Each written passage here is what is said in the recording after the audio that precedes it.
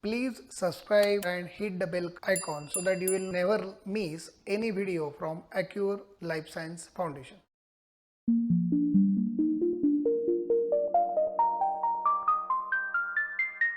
Myself, Dr. Shantanu R. Joshi, a clinician, a pharmacologist, and a drug researcher. Dear students, today we are going to see the transport of the drug across the membranes.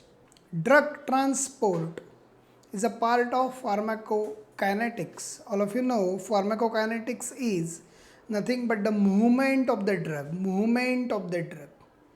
In kinetics we consider ADME, that is absorption, distribution, metabolism and excretion of the drug.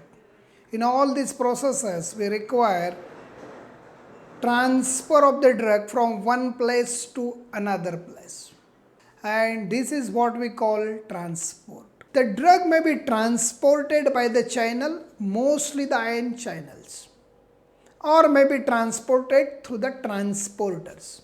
There is a difference, dear student, between the channels, ion channels and the transporters. Ion channels are like the windows. They will just open and the drug will enter. They do not actively participate in the transfer of the drug inside the cell. But so far the transporters are concerned, the transporter will combine with the drug, will take the drug from outside, will put it inside and will leave it at the place where it should be, and thereafter the transporter will get released from the place and will come back to the cell surface. Again it will take the new substance, new molecule and will again transfer. It is just like the trolley of the tractor. Dear students, if you go into the details of the transport, you will find that there are two major type of transports. One is passive transport.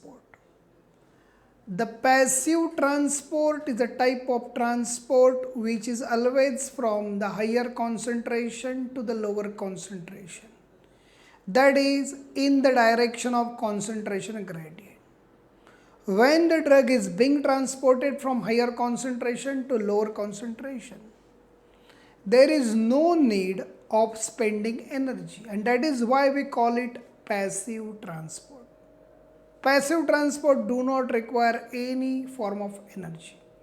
The lipid soluble substances can easily pass the biological membrane, that is a cell. Cell membrane can be easily pierced by the lipid soluble substances because they can dissolve in the lipid bilayer of a cell and can get transferred to the another side, and that's why lipid soluble drugs can easily pass the cell membrane. Higher is the lipid solubility, more will be the diffusion, and higher is the difference in the concentration, fast will be the diffusion. Fast diffusion and more diffusion. More is the lipid solubility, more will be the diffusion. Higher is the difference, greater is the difference between the concentrations, faster will be the diffusion. This is for lipid soluble substances. For water soluble substances, there are pores, channels available for the entry of the water soluble substances. To the opening of that pore, the substance will enter inside the cell. It do not require any form of energy. One another form of passive transport is known as facilitated transport. This is again the passive transport. It again takes place from the higher concentration to lower concentration, that is in the direction of the concentration gradient, but is applicable for the substances which are naturally less diffusible. We will take the example of sugar, that is glucose. Glucose by its own diffuses less, but with the help of the GLUT4 receptors, the entry of the sugar inside the cell is facilitated.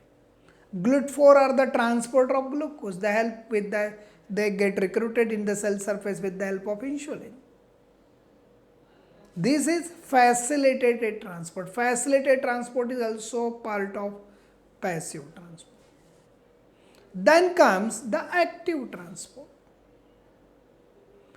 As I am using the word active, it needs energy because the movement of the drug is from the lower concentrations to higher concentration. That is against the direction of the concentration gradient. When we are working against the direction of the concentration gradient, we need to spend energy. And that's why active transport needs energy.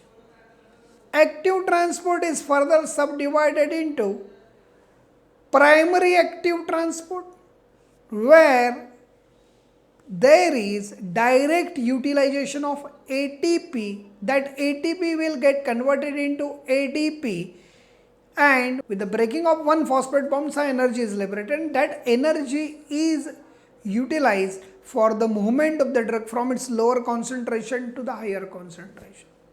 This is primary active transport. Now, secondary active transport is a transport which depends upon the movement of some other solute. It is again divided into symport. In symport, both the substrate will move in the same direction. Symport, same direction. The substance of interest will move from lower concentrations to higher concentrations, and helping substance will move from higher concentrations to lower concentration, but both are in the same direction. That is known as symport. The counterpart of this symport is known as antiport.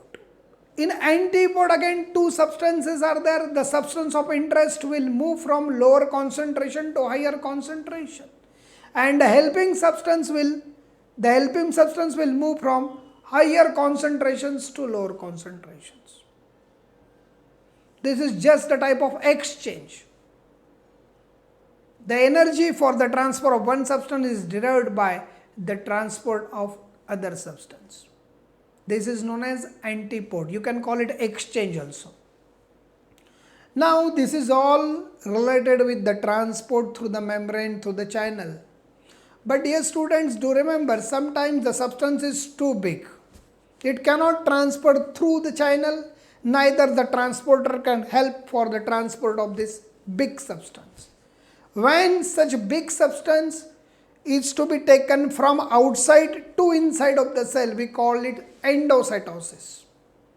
The cell develops a pseudopoda around that substance. The outer part of the pseudopoda is going to diffuse with each other, and the inner part will dissolve of its own, and this is how the substance will enter the cell. This is known as endocytosis.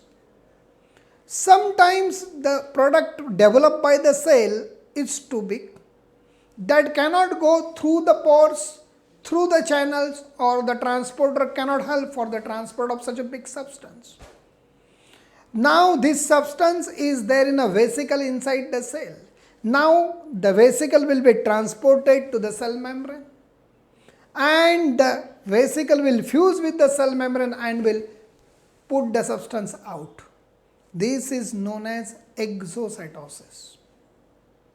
One more term commonly used in all these transport is known as pinocytosis.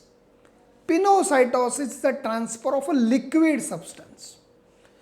Till we have seen the solid substances, but in pinocytosis there is transfer of liquid substance. When liquid is to be transferred, we call it pinocytosis. Thank you. Dear students, I know that you like my videos. Then please share and subscribe. Thank you.